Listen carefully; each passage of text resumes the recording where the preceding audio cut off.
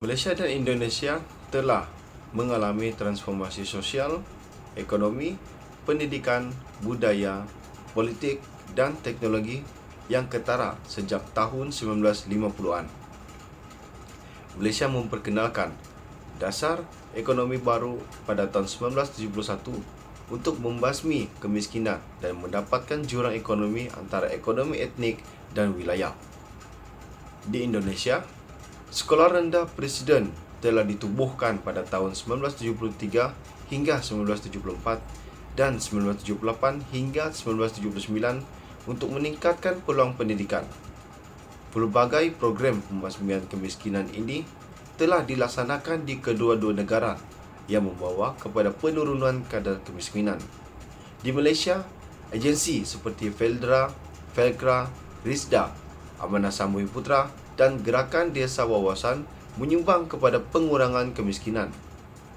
Indonesia memperkenalkan program seperti Rural Less Advanced Directive, program pembinaan pembangunan infrastruktur luar bandar dan program pencegahan kemiskinan bandar untuk memerangi kemiskinan. Walaupun terdapat pengurangan kadar kemiskinan, persoalan tetap mengenai keberkesanan program pembasmian kemiskinan dalam meningkatkan kualiti hidup golongan miskin.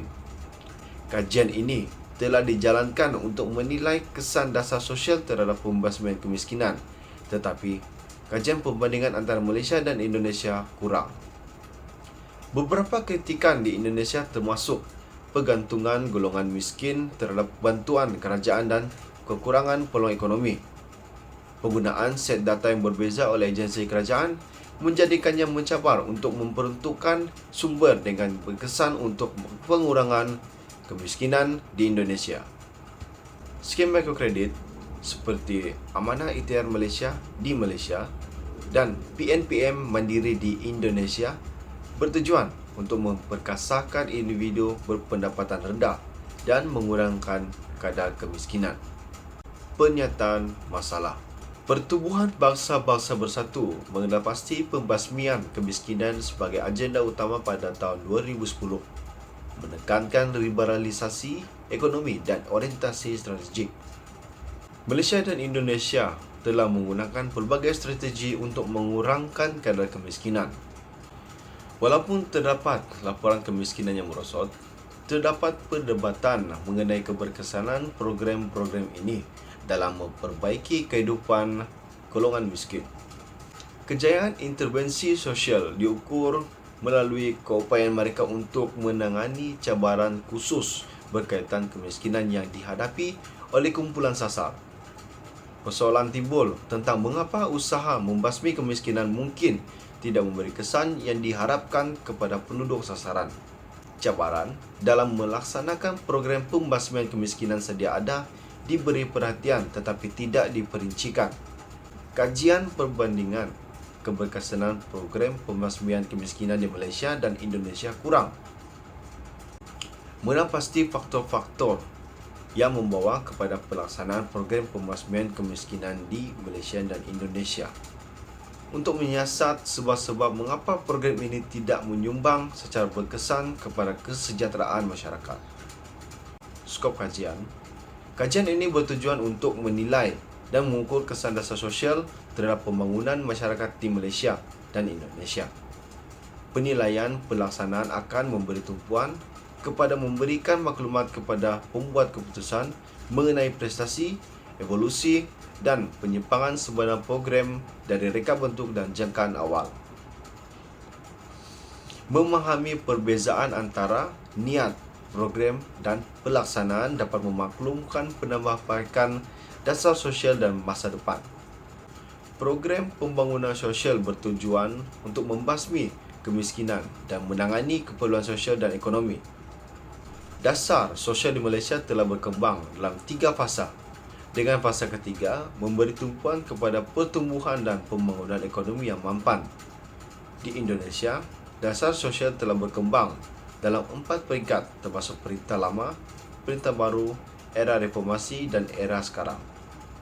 Model pembangunan sosial seperti yang diterangkan oleh Medley bertujuan untuk meningkatkan kebajikan masyarakat melalui penyertaan aktif orang ramai. Intervensi sosial dalam model ini memberi tumpuan kepada peningkatan modal insan dan sosial termasuk pendidikan, kemahiran ekonomi dan latihan. Medley dan Tang memperkenalkan langkah-langkah yang mengintegrasikan pelaburan sosial dan ekonomi. Laporan Bank Dunia telah menekankan kepentingan modal sosial dalam melengkapkan pembangunan ekonomi, menekankan peranan rangkaian sosial dan penyertaan masyarakat dalam ekonomi pasaran. Model pembangunan sosial sejajar dengan matlamat pembangunan milenium menekankan kepentingan elemen sosial dalam mengukur pembangunan sosial dan kebajikan. Dasar sosial bukan sahaja mempengaruhi pembelian ekonomi tetapi juga membantu individu menjajah pendapatan tambahan untuk pembangunan masyarakat. Pembangunan sosial sebagai pendekatan agak baru memberi tumpuan kepada meningkatkan kesejahteraan masyarakat dengan melibatkan penyertaan masyarakat dalam penggubalan dasar dan pelaksanaan program. Penyertaan komuniti mempunyai implikasi terhadap peruntukan sumber, meningkatkan taraf hidup dan memastikan masyarakat mendapat manfaat daripada pembangunan sosial. Model Londolozi di Afrika Selatan menggambarkan bagaimana menggabungkan pelaburan sosial dan ekonomi, terutamanya melalui mikrokredit, boleh mewujudkan peluang pekerjaan dan meningkatkan kesejahteraan masyarakat melalui pendidikan, perkhidmatan sosial dan pekerjaan. Kajian ini menggunakan kerangka teori yang diadaptasi daripada model standard pembangunan sosial oleh Medley untuk menilai skim mikrokredit yang dilaksanakan oleh Amanah Ikhtiar Malaysia dan PNPM Mandiri. Kajian ini menggunakan sumber data primer dan sekunder. Soal selidik ini direka untuk menangkap maklumat yang berkaitan dengan kesan intervensi sosial. Data yang dikumpulkan telah dibentangkan dalam jadual dan komposisi deskriptif. Temu bual yang telah dijalankan dengan 6 responden, 3 daripada setiap negara, menggunakan soalan separa berstruktur untuk membimbing penyelidikan. Keputusan dan analisis dapatan kajian. Kesan kesejahteraan individu. Ianya dinilai berdasarkan tahap pekerjaan, perbezaan pendapatan berbanding 10 tahun yang lalu, iaitu jumlah pendapatan yang diperoleh dan keupayaan membuat simpanan bulanan. Kesan terhadap masyarakat. Kedua-dua buah negara memberi respon yang berbeza tentang keadaan kebajikan sosial mereka. Lebih daripada 2/3 bersetuju bahawa kegagalan untuk berubah adalah disebabkan oleh kegagalan diri sendiri. Dan mereka juga melalui penyertaan aktiviti anjuran agensi kebajikan masyarakat bagi mementeras kemiskinan oleh agensi kebajikan masyarakat itu sendiri. Kesan terhadap ekonomi pula. Lebih daripada 70% responden bersetuju program pinjaman mikrokredit membantu meningkatkan pendapatan harian mereka. Walau bagaimanapun, ia terdapat sedikit perbezaan antara Malaysia dan Indonesia mengenai kesediaan responden untuk bekerja lebih masa. Kesan kebajikan sosial dan ekonomi negara Malaysia. Kecenderungan responden untuk keluar dari kemiskinan melibatkan diri dalam aktiviti sosial selepas beberapa motivasi yang dianjurkan oleh agensi-agensi kebajikan di Malaysia. Dapatan ini juga menunjukkan jumlah bantuan yang diterima oleh responden adalah tidak mencukupi dan responden mempunyai pengalaman berhutang.